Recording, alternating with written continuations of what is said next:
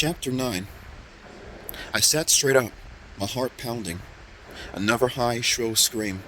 From right outside my window? I kicked off the heavy quilt and started to climb out of bed. My legs were tangled in the sheet, and I nearly fell. The curtains fluttered over me as I dove to the open window and peered out. No one near the house. The screams were coming from the village. Gazing down the hill, I saw flashing lights in the town. I heard the wail of sirens rising and falling, and I saw people running between the houses, running down the main street, running in small groups. Dogs barked. I heard a man shouting frantically through a loudspeaker, but I couldn't make out the words. "It's like a bad dream," I murmured out loud. I shivered as the cold seeped through my nightshirt. Blown by the strong, steady breeze, the window curtains swirled behind me. I backed away from the window. The screams and sirens wailed still in my ears. I hugged myself, trying to warm up. What is going on down there? I wondered. My first thought was that a fire had broken out, but I hadn't seen any flames. And then I remembered Aaron's story. "We're all afraid to go out at night," he told me, his dark, serious eyes burning into mine. The beast? Was there really a beast out there? Uncle Jekyll insisted that the beast didn't exist. He had acted so strange, so angry when I mentioned it. If there was no beast, no wild evil creature that attacked the town, what was happening down there? My mind spinning, I lurched to my closet. I searched in the dark for my robe. I'm going downstairs and asking Uncle Jekyll to explain, I decided. The sirens, the flashing lights, the screaming people running from their houses. It really is like a bad dream, except I know I'm awake. Arrgh! I let out a frustrated cry. I couldn't find my robe. Had I unpacked it? This new room, this new closet. I didn't know where anything was. A sob escaped my throat. Will I ever feel at home here? I wondered.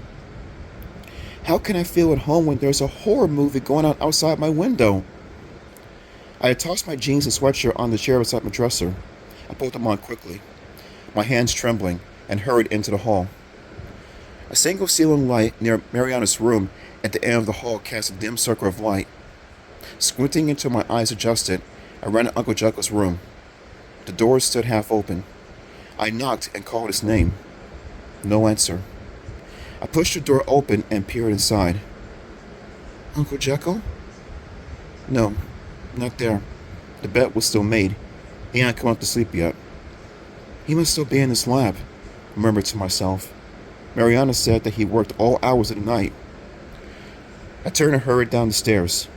Then I made my way along the back hall until I came to my uncle's lab. Uncle Jekyll, are you in there? The door stood open. Pale fluorescent light washed down from the wall ceiling lamps, making everything look an eerie green. I poked my head in.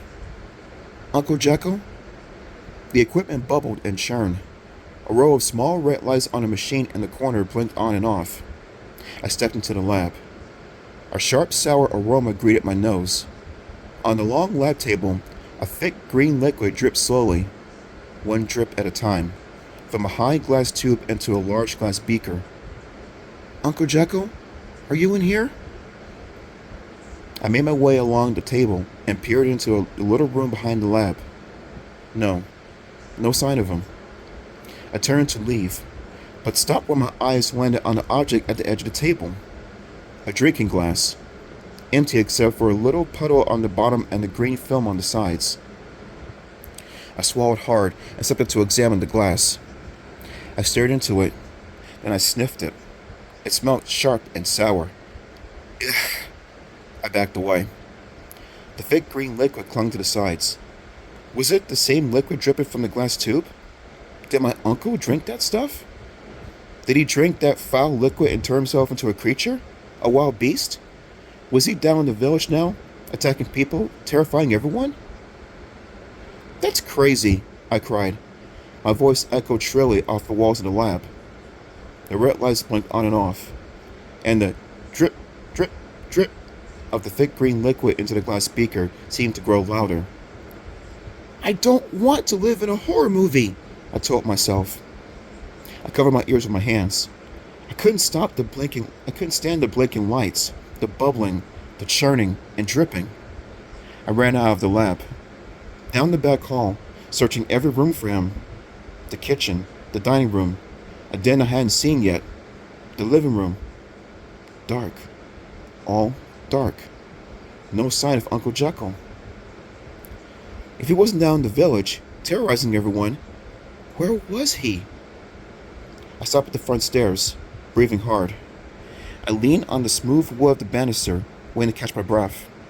And then my entire body went cold, and I froze in fright as the heavy front door creaked and swung open.